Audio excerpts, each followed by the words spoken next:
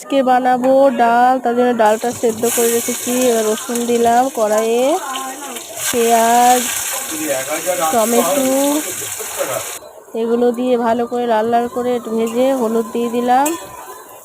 এবারে ডালের মধ্যে দিয়ে দেবো, ডালের মধ্যে দিয়ে দিলাম ধনে পাতা কুচি ছড়িয়ে দিলাম। ভালো করে ডালটা ফুটিয়ে নেব।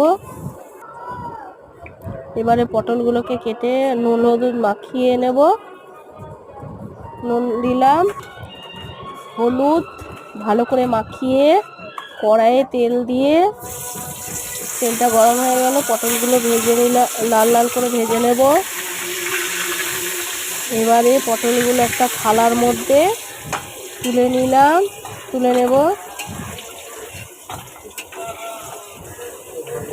এবারে আলু সিদ্ধটা মেখে নেব, পেঁয়াজ ভেজে রেখেছি ভালো করে। এবারে ডিমের মামলেট, ভালো করে পেঁয়াজ কুচি দেব,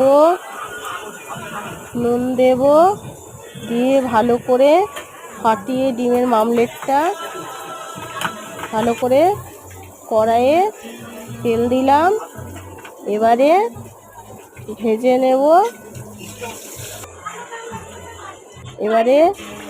ভেজে নেব, দিয়ে একদম মাছ মাংস একঘেয়ে ভালো লাগে না। আজকে আপনারা এরম খেয়ে দেখবেন, অসাধারণ।